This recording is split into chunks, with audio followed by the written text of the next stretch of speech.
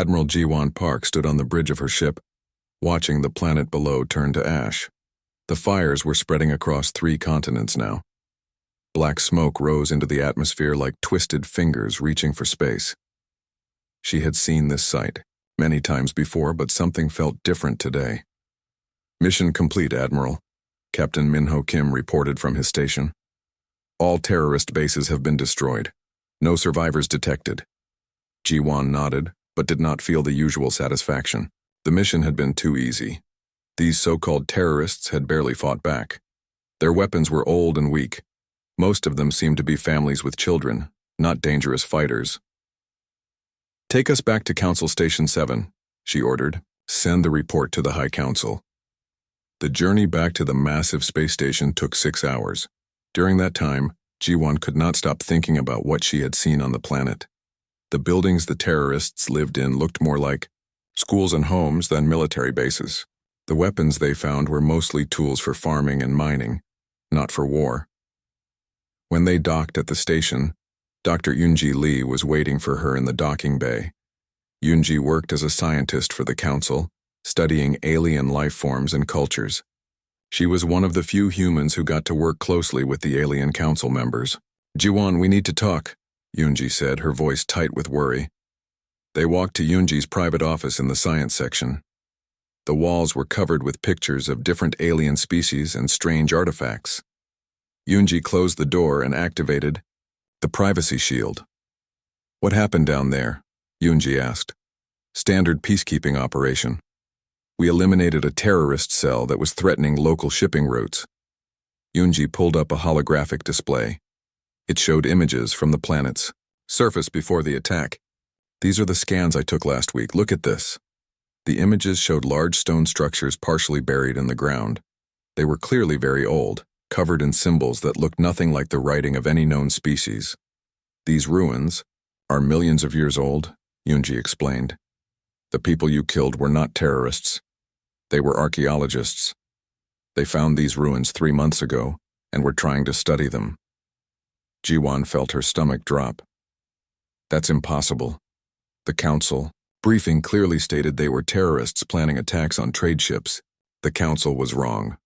Or," Yunji paused, looking scared, "or they were lying." Before Jiwan could respond, an alarm sounded throughout the station. All personnel were called to the main assembly hall for an emergency council session. This was unusual. The council rarely held public meetings. They made their way to the huge circular chamber where the council met. Hundreds of humans and aliens filled the viewing areas around the central platform where the council members sat. The council was made up of 12 different alien species, each represented by their most senior diplomat. High Chancellor Mordain, a tall gray alien with large black eyes, stood to address the gathering. His species, the Valdari, were known for their intelligence and had led the council for over 1,000 years. "Fellow citizens of our great galactic community," Mordain began, his voice echoing through the chamber. "Today we celebrate another successful peacekeeping mission. Our human allies have once again proven their dedication to maintaining order in our galaxy." Jiwan felt sick. The High Chancellor was praising them for killing innocent people. The session continued for an hour, with various council members reporting on different matters across the galaxy. Then something went wrong. Councillor Veltar, a reptilian alien from the planet Koros, was giving a report about trade disputes. Suddenly, his communication device malfunctioned. Instead of speaking to the assembly, his voice was being broadcast on an open channel that reached across the entire station. "Yes, the human forces eliminated the archaeologists successfully," Veltar was saying to someone off-screen. "They have no idea what those ruins contained. The predecessor technology must never be discovered by lesser species." The chamber fell silent. Veltar realized his mistake and quickly shut off his communicator. But it was too late. Everyone had heard him. "The humans continue to be useful tools," Veltar had continued before cutting the feed. "They follow orders without question and never ask about the real purpose of their missions. Project Clean Slate is proceeding perfectly." Jiwan looked around the chamber. The human personnel looked confused and angry. The alien council members looked panicked. High Chancellor Mordain quickly ended the session, but the damage was done. After the assembly, Jiwan stormed into the council chambers. The guards tried to stop her, but she pushed past them. She found Mordain in his private office, calmly reading reports as if nothing had happened. "What is Project Clean Slate?" she demanded. Mordain looked up at her with those black eyes. For a moment he seemed to consider lying. Then he smiled coldly. "Sit down, Admiral Park. I think it's time you learned the truth about your species. Role in our galaxy." Jiwan remained standing, her hand resting on her weapon. "For 150 years your people have served the Council faithfully," Mordain continued. "You have eliminated threats to galactic peace with remarkable efficiency. Your species excels at warfare and follows orders without question. We simply directed that talent. Directed it toward what? Toward maintaining the status quo. You, see, Admiral, every species you have eliminated posed a threat to the established order. Not through terrorism or violence, but through discovery. They found things that could upset the balance of power in our galaxy." Jiwan felt the room spinning. "What kind of things?" "Technology. Knowledge. Evidence of civilizations that came before us. Your latest mission eliminated a group that discovered ruins containing technology that could advance any species by thousands of years. We cannot allow such discoveries to fall into the wrong hands." "And the right hands are yours?" Mordain nodded. "The Council maintains order. We prevent chaos. Sometimes that requires difficult decisions." Jiwan realized the horrible truth. For 150 years, humanity had been committing genocide. They had wiped out entire species not because they were evil, but because they were curious, because they asked questions, because they discovered things the Council wanted to keep hidden. "How many?" she whispered. "How many what? How many species have we destroyed?" Mordain consulted his data pad. 307 species have been classified as eliminated or contained. Your forces conducted 86% of these operations. Jiwan's legs gave out, and she fell into a chair. 307 entire species, billions of lives. All because they had trusted the Council, all because they had followed orders without asking questions. "Why?" she asked. "Because your species is perfect for the task. You are warriors by nature. You have strong concepts of duty and loyalty. Most importantly, you rarely question authority when that authority provides you with purpose and direction." Jiwan stood up slowly. Her hand was shaking, but her voice was steady.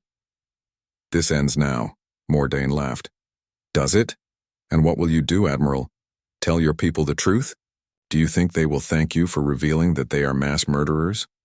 Do you think they can handle knowing that their entire purpose in this galaxy has been to destroy innocent civilizations?"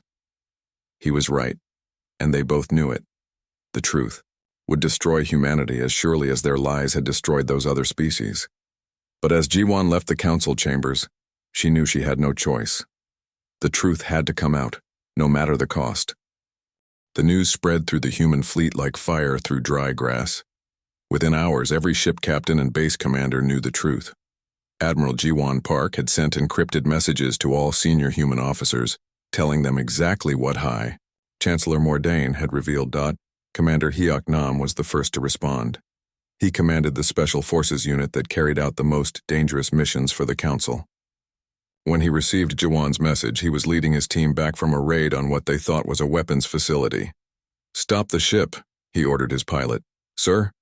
"I said stop the ship. Now." The transport vessel came to a halt in empty space, halfway between the target planet and Council Station 7. Hyok read the message 3 times before calling his team together. "Listen carefully," he told the 20 soldiers gathered in the cargo bay. "Everything we thought we knew is wrong. Every mission we've completed, every enemy we've killed, all of it was based on lies." He showed them the recording that Dr. Yunji Lee had made of Counselor Veltar's accidental broadcast. He played Jiwan's account of her meeting with High Chancellor Mordain. When he finished, the cargo bay was silent, except for the humming of the ship's engines. 307. Species, whispered Sergeant Dami Cho. We helped kill 307 entire species. The facility we just destroyed, said Corporal Wubin Kang. Those weren't weapons they were making. They were trying to build shelters, underground shelters. Hayek nodded grimly. They knew we were coming. They were trying to hide. Across the fleet, similar scenes were playing out on dozens of ships. Engineer Sora Choi was aboard the research vessel that followed behind combat units to study captured alien technology. She had always wondered why humans were never allowed to examine the devices they confiscated. After receiving Jiwon's message, she made a decision that would change everything. She broke into the sealed storage bay where hundreds of alien artifacts were kept. The Council had strict rules about these items. They were to be collected but never studied by humans. Sora picked up a small crystalline device that had been taken from the archaeological site they had just destroyed. It was warm too, the touch, and seemed to pulse with inner light. She connected it to her analysis equipment and began running scans. "What are you doing?" asked her assistant technician Huan Ryu. "Finding out what we've been hiding from," Sora replied. The device activated as soon as her scanners touched it. The crystal began to glow brighter, and holographic symbols appeared in the air around it. The symbols were the same ones Dr. Yunji Lee had found in the ancient ruins. Suddenly, the device projected a three-dimensional map of the galaxy. But this wasn't the galaxy as they knew it. This map showed thousands of civilizations that no longer existed. Each one was marked with a date of extinction. Most of the dates fell within the last 1,000 years. "By the stars," Juan whispered, "these are all the species we destroyed." But that wasn't the most shocking discovery. As they watched, the map began to show connections between the extinct civilizations. Trade routes, communication networks, cultural exchanges. These species hadn't been isolated threats. They had been part of a vast interstellar community. They were building something, Sora realized. All of these civilizations were working together on something big. The device projected another image. It showed a massive structure in space bigger than any space station or ship ever built. The structure was incomplete, with pieces scattered across dozens of star systems. "It's some kind of gateway," Juan said. "But to where?" Before Sora could answer, the device spoke. The voice was ancient and sad, speaking in perfect human language. "Greetings, children of Earth. I am the keeper of memories. I have waited long for someone to find this record." Sora nearly dropped her scanner. "You're alive? I am what remains of the Zarthani civilization. My people created this device before your kind destroyed our world. We knew the end was coming. The Council had marked us for elimination because we discovered the truth about the predecessors." The hologram shifted, showing images of a beautiful, blue-green world filled with crystal cities. Then the images changed, showing human warships attacking from orbit. The cities burned. The people fled. None survived. "We tried to warn the other species," the Keeper continued. "But the Council's human soldiers were too efficient, too fast, too willing to follow orders without questions." Sora felt sick. "What were the predecessors?" "The ones who came before all of us. They built the gateway network you just saw. It was designed to connect every intelligent species in the galaxy, to share knowledge, to grow together, to become something greater than any of us could be alone."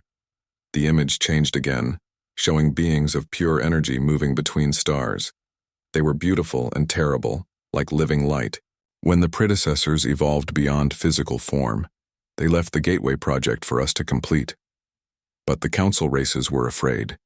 They had been slaves once, before the predecessors freed them.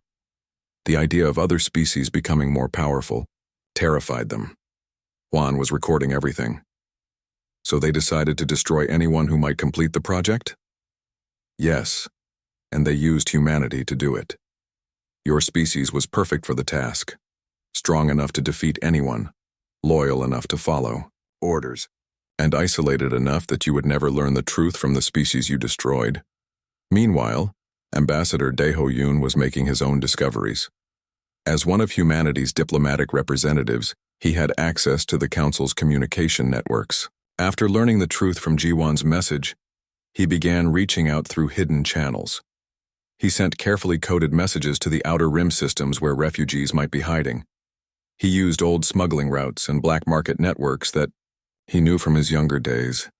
If any of the destroyed species had survivors, this was how he would find them.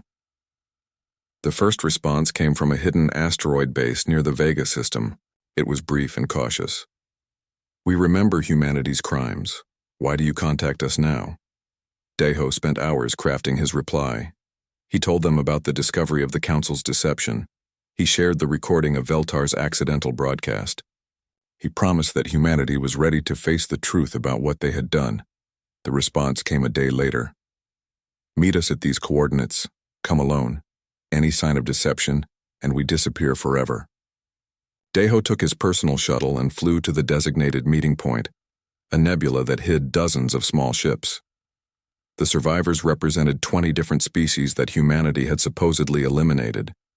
They had been living in exile for decades, always moving, always hiding. "You destroyed our worlds," said Kelu, a reptilian female who seemed to speak for the group. "You killed our families. You scattered us to the dark between stars. And now you claim you didn't know?" "That's exactly what I'm claiming," Deho replied. "We were lied to, manipulated, used as weapons by the Council. Does that excuse what you did?" Deho was quiet for a long moment. "No, it doesn't. Nothing can excuse what we did. But maybe it explains why we did it. And maybe, if you'll let us, we can try to make it right." Kelu showed him records that the survivors had kept. Evidence of the civilizations that humanity had destroyed. Art and music and poetry from worlds that no longer existed. Scientific discoveries that could have changed the galaxy. Stories of families torn apart when the human ships came. "We kept all of this," she said, "so that someday when the truth came out, there would be proof of what was lost." Back at Council Station 7, Dr. Yoonji Lee was conducting her own investigation. She had access to the Council's biological databases, where genetic samples from all known species were stored. What she found there made her understand the full scope of the conspiracy. The genetic record showed that many of the species humanity had destroyed were actually more advanced than the Council races. Their brains were larger. Their lifespans were longer. Their capacity for learning was greater. They would have eventually surpassed their destroyers in every way. The Council didn't just fear their technology, she realized. They feared evolution itself. When Admiral Jiwon Park called for a secret meeting of all senior human officers, over 200 people gathered in the cargo bay of her flagship. They represented every human military unit in Council space. Jiwon stood before them and told them everything. The truth about their missions, the evidence that Sora and Daiho had gathered, the survivors that still lived in hiding. The advanced civilizations that might have been if humanity had never interfered. When she finished, the cargo bay erupted in angry voices. Some officers demanded immediate revenge against the Council. Others wanted to warn Earth and the human colonies about what was coming. A few still refused to believe that everything they had dedicated their lives to was built on lies. Commander Hyuk Nam stood up. "What are our orders, Admiral?" Jiwon looked out at the faces of officers who had served with her for years. Good. People who had believed they were making the galaxy a better place. Now they knew they had been making it worse. "I don't know yet," she admitted, "but I know we can't keep serving the Council, and I know we can't pretend this never happened." As the meeting broke up, Sora Choi approached Jiwon with her latest discovery. The crystalline device had revealed something new. The predecessor, Gateway Network, wasn't just for communication and travel. It was designed to trigger the next step in galactic evolution. Captain Nari Shin had always been good at finding secrets. As head of human intelligence operations, she knew how to break into secured systems and find information that others wanted to hide. But nothing had prepared her for what she discovered. In the deepest levels of the Council's data archives. Working with tech specialist Beomsu Jung, Nari had spent 3 sleepless days cracking through layer after layer of security. The Council's most protected files were hidden behind encryption that would take normal computers centuries to break. But Beomsu had found something interesting in the alien artifacts that Sora Choi had been studying. "Look at this," Beomsu said, connecting one of the crystalline devices to his computer. These predecessor artifacts aren't just storage devices, they're quantum processors. They can break any encryption almost instantly. Using the alien technology felt wrong, but they had no choice. The truth was buried too deep for conventional methods to reach. As the crystal device interfaced with the Council's databases, years of hidden files began to unlock. The first files they found were historical records dating back millions of years. But these weren't the histories that the Council had taught to member species. These files told a very different story about how the galaxy's current civilizations came to power. "This can't be right," Nari whispered as she read through the ancient documents. According to this, the Council races weren't the original inhabitants of their home worlds. The files contained detailed genetic analyses of all the major Council species. The Valdari, who claimed to be an ancient race of natural leaders. The Koros, who insisted they had evolved on their jungle world over millions of years. The Zentauri, who said their desert planet had shaped them into master engineers. All lies. They're all descended from slave populations, Byumsu realized, looking at the genetic markers. Someone created them to be workers and servants. The files revealed the shocking truth. Millions of years ago, a race called the predecessors had ruled the galaxy. They had created several species to serve different functions in their vast empire. The Valdari were designed to be administrators. The Koros were meant to be laborers. The Zentauri were built to maintain machinery. But then, something happened. The predecessors evolved beyond physical form and left the galaxy to explore higher dimensions of existence. They intended to return eventually and find their created species living as free beings in a galaxy full of wisdom and beauty. Instead, the former slaves had become the masters, and they were terrified that their creators might come back. Project Clean Slate isn't just about preventing other species from finding predecessor technology, Nari said, reading deeper into the files. It's about destroying any evidence that the predecessors ever existed. For millions of years, the Council had been systematically hunting down and eliminating any trace of their former masters. They destroyed ruins. They killed archaeologists. They wiped out entire civilizations that showed signs of understanding the true history of the galaxy. But the most shocking discovery was yet to come. "Nari, you need to see this," Byumsu called from his workstation. He had found a file labeled Species Assessment, Human Compatibility Rating. The document was a detailed analysis of human psychology and behavior, written before humanity had even been contacted by the Council. It evaluated humans as potential tools for carrying out genocide. "Listen to this," Byumsu read aloud. "Species shows high aggression levels combined with strong pack loyalty.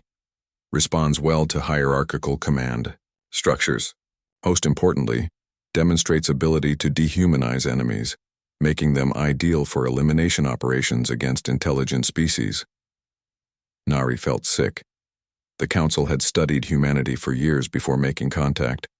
They had specifically recruited humans because they knew humans could be turned into efficient killers.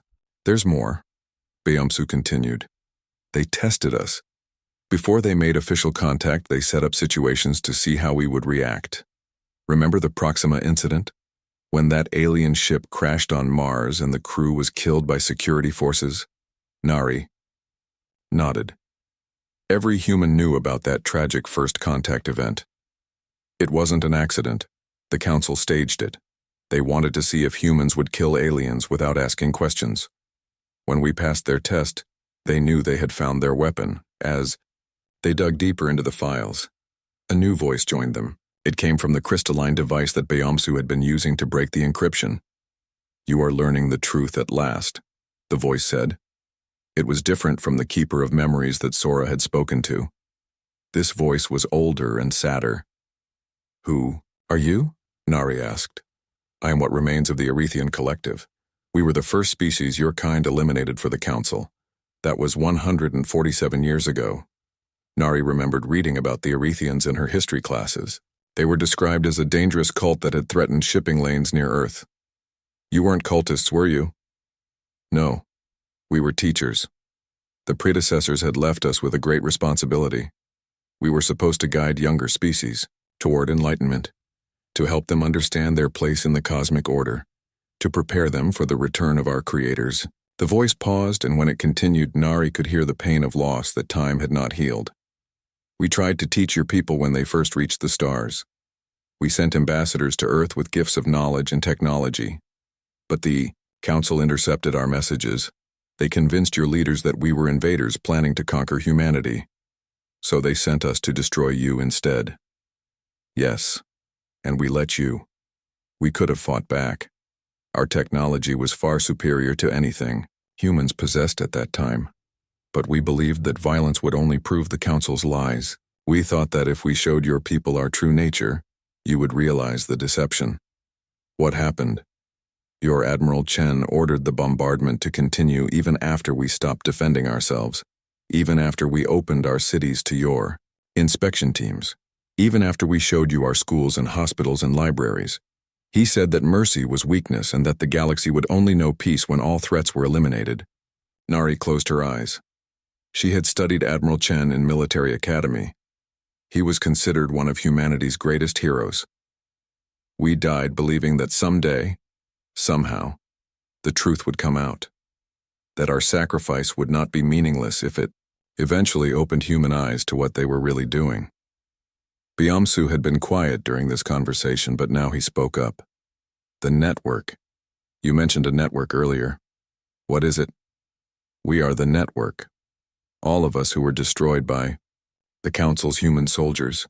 Our consciousness, our memories, our knowledge. We uploaded ourselves into predecessor devices before our bodies died. We have been waiting, watching, hoping that one day you would discover what you had become. The crystal device began to glow brighter, and suddenly Nari and Byamsu could see them. Thousands of faces appeared in the holographic display around them, representatives of every species that humanity had eliminated. Men, women, children, scholars, artists, farmers, engineers, all dead, all preserved in digital form as witnesses to their own murders. Why didn't you try to contact us before now? Nari asked. We tried many times, but the Council monitored all communications between humans and other species. Any ship that received our messages was reported as having been contaminated by terrorist propaganda. Those ships were destroyed to prevent the infection from spreading. The Vanguard incident, Byamsu whispered. The merchant vessel that went missing near the Centauri border. They said it was destroyed by pirates. It was destroyed by Admiral Jiwan Park's predecessor. The crew had received one of our messages and was trying to return to Earth to report what they had learned. They never made it home. Nari was beginning to understand the full scope of the conspiracy. How many times did this happen? 47. Separate attempts to contact humanity directly. All failed. All resulted in the deaths of the humans we tried to reach. After that, we realized that the only way to reveal the truth was to wait until humans discovered it themselves. And now we have. Yes, but discovery is only the first step. The question now is what humanity will do with this knowledge. As if, summoned by that question, Admiral Jiwan Park's voice came over the communication system. All senior officers report to Conference Room Alpha immediately. Priority 1. Nari and Byamsu quickly gathered their findings and headed to the meeting. When they arrived, they found the room packed with human military leaders. Admiral Park stood at the front, looking older than Nari had ever seen her. What you're about, to hear will change everything, Jiwan began. Captain Shin and Specialist Jung have uncovered the complete truth about our role in the galaxy. Captain? Nari stepped forward and activated the holographic display. The faces of the network appeared. Around the room, thousands of beings who had died by human hands. These are our victims, she said simply. All of them. Every species we destroyed was innocent. Every mission we completed was based on lies, and every one of these beings tried to warn us before we killed them. The room erupted in shocked voices. Some officers refused to believe what they were seeing. Others sat in stunned silence. A few began to cry. Commander Hyuk Nam stood up. What do they want from us? One of the network voices answered him directly. We want you to understand what you have done. General Taewoo Lim had commanded human military forces for over 30 years. He had led campaigns across a dozen star systems and never lost a battle. But as he stood before the largest gathering of human officers in history, he felt like he was about to lose the most important fight of his life. The meeting was taking place aboard the massive carrier ship New Sol, hidden in a nebula far from council space. Representatives from every human military unit had traveled here in secret. Over 500 officers filled the main hangar bay, their faces showing the strain of the past week's revelations. "Before we begin," General Lim announced, "I want everyone to understand what we're dealing with. This isn't just about military strategy or political decisions. This is about the soul of our species." He activated a holographic display showing statistics that made everyone in the room uncomfortable. "In the past 7 days since Admiral Park's revelation, we have lost 437 personnel to suicide. Another 1,000 are receiving treatment for severe psychological trauma. These numbers are increasing every hour." Healer Una Park, the fleet's chief medical officer, stepped forward. She had spent the past week treating soldiers who could no longer cope with the truth about their service. "The psychological impact is unlike anything we've seen before," she reported. "These aren't just feelings of guilt or regret. Our people are experiencing complete identity collapse.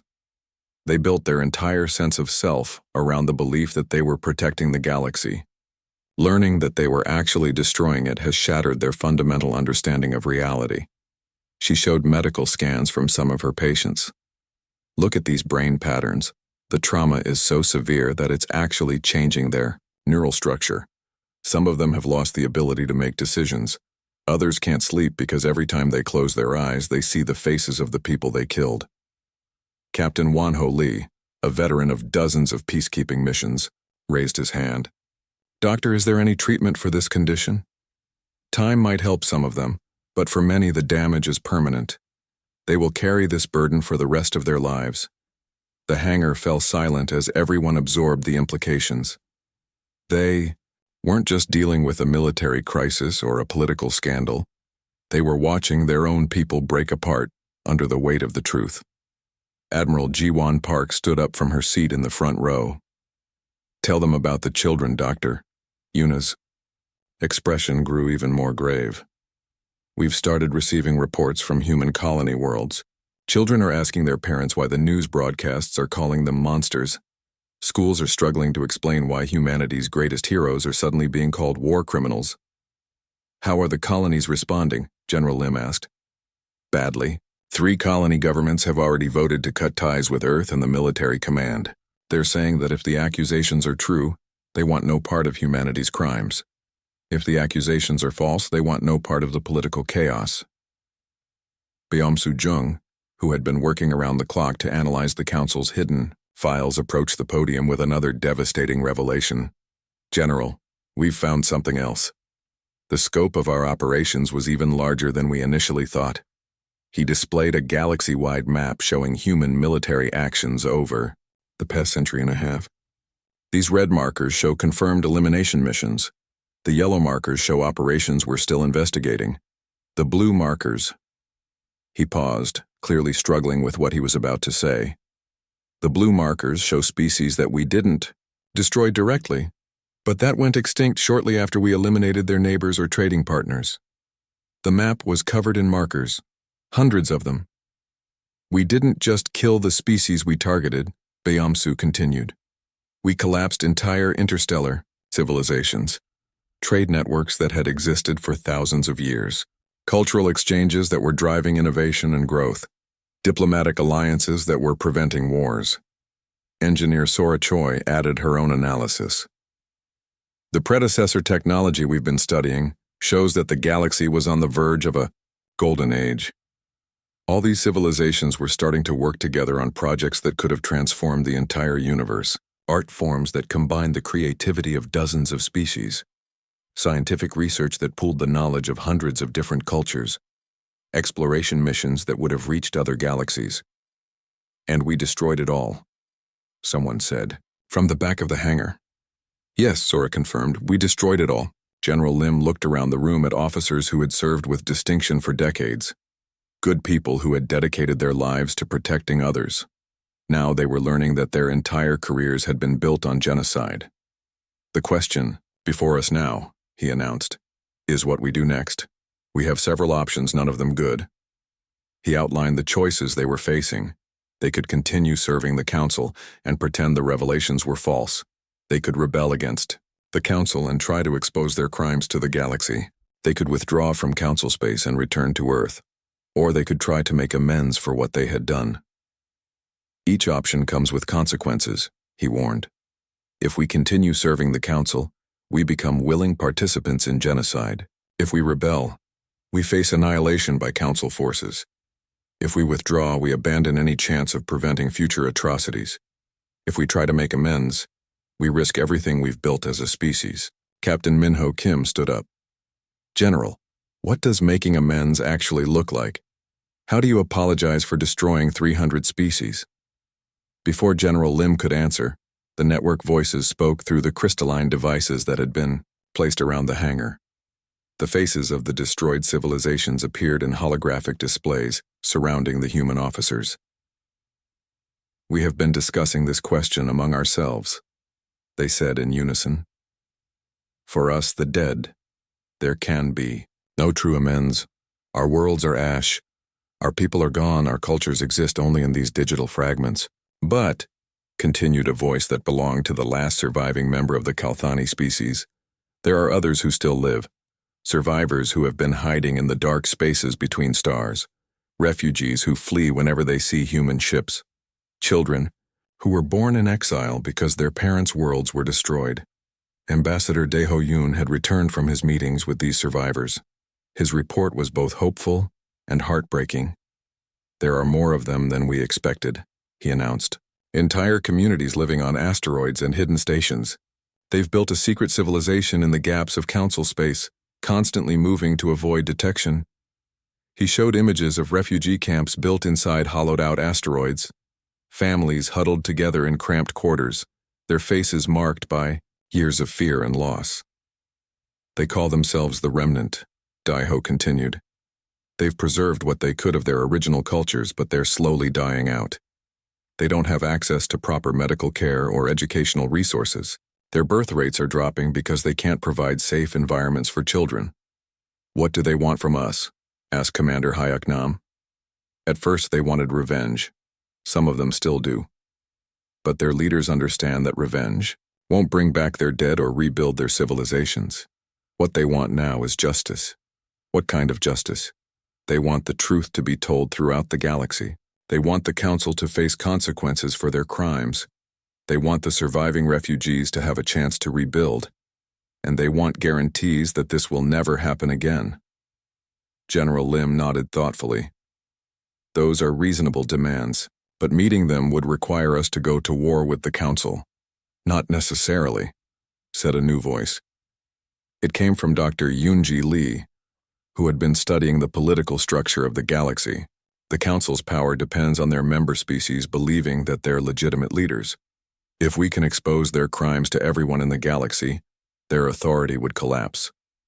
The problem is that we need proof that can't be dismissed as human propaganda." "We have proof," Sora pointed out. "The predecessor artifacts contain complete records of everything that happened." "But who would believe us? We're the ones who carried out the genocide. Anything we say will be seen as an attempt to shift blame." The network voices provided an answer. "We will testify. Our recorded memories can be verified by any species with quantum analysis technology. The evidence we carry cannot be falsified or dismissed." "That could work," Dr. Unji said excitedly. "If we can get the network's testimony to the major non-council species, they might be willing to stand against the Council's authority." General Lim was beginning to see a possible path forward. "So we're talking about a galaxy-wide revolution, overthrowing the Council and replacing it with what?" "With what the predecessors intended," the network replied. "A true democracy of species.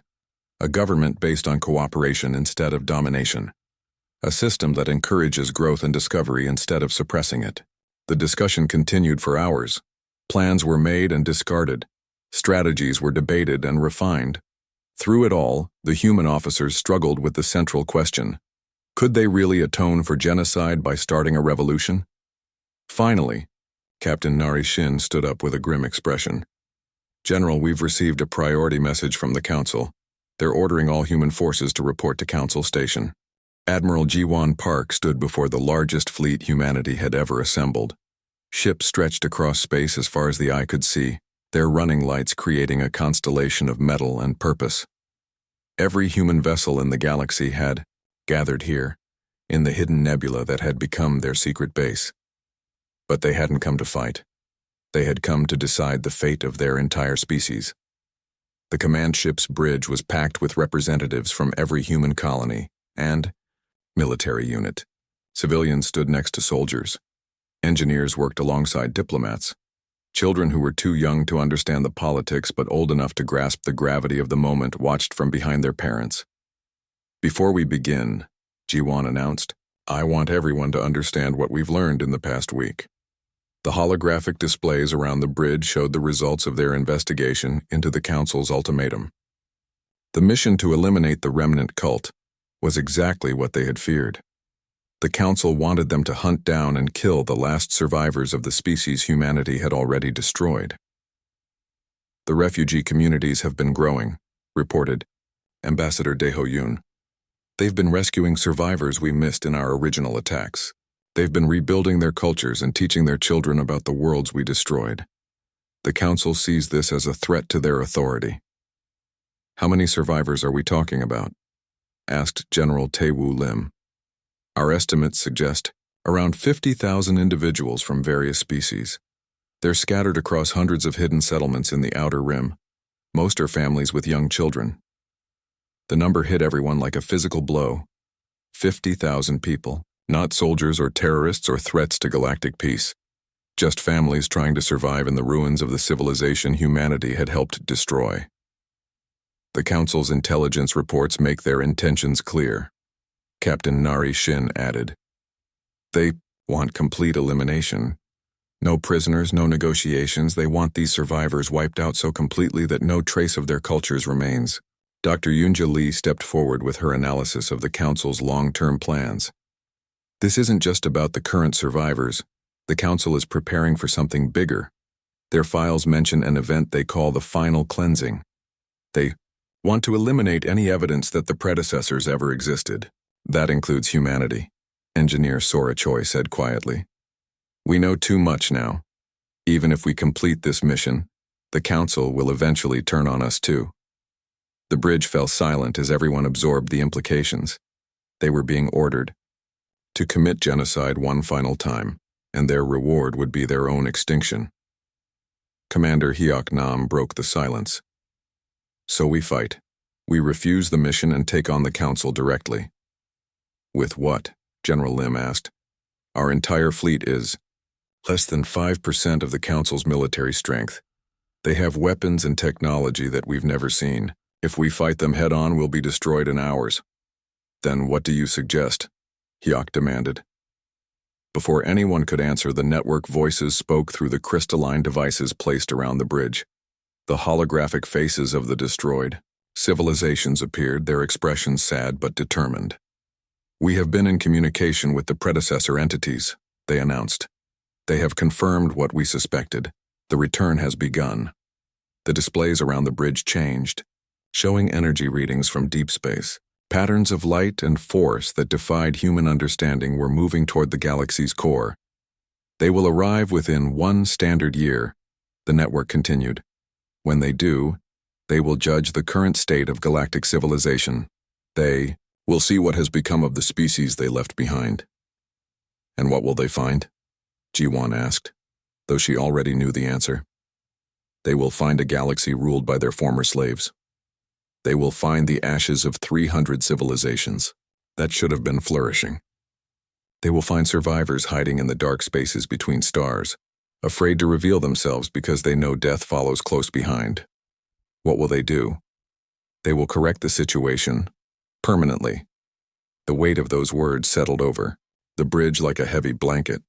The predecessors weren't returning as friends or allies. They were coming as judges, and the verdict was already clear. Sora activated another piece of predecessor technology, one that had been recovered from the deepest archives of the destroyed civilizations. It projected an image that took everyone's breath away. It showed the galaxy as the predecessors intended it to be. Thousands of worlds connected by streams of pure energy. Species working together on projects that spanned star systems. Art and music and literature flowing between cultures, creating beauty that no single civilization could achieve alone. Science and exploration pushing the boundaries of known reality. This is what we destroyed, Sora said simply.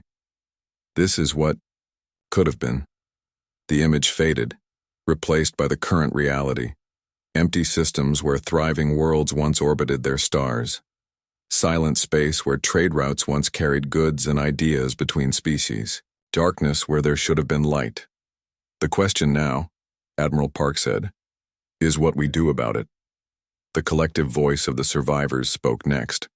Representatives of the remnant had been brought to the fleet in secret, and their words carried the authority of those who had suffered most from humanity's actions. We have discussed this among ourselves, they said.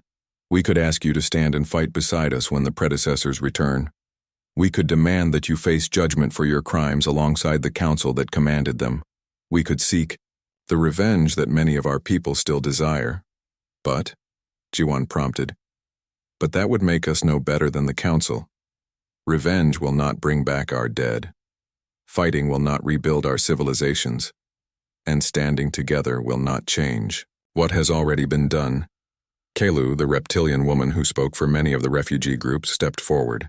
What we want is for the cycle to end, for the killing to stop, for the children who survived our destroyed worlds to have a chance to grow up in peace.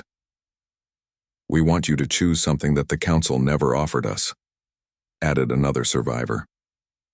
We want you to choose mercy over violence, hope over despair, life over death. The bridge erupted in confused voices. Officers who had been preparing for war suddenly found themselves facing a completely different kind of choice. What exactly are you asking us to do?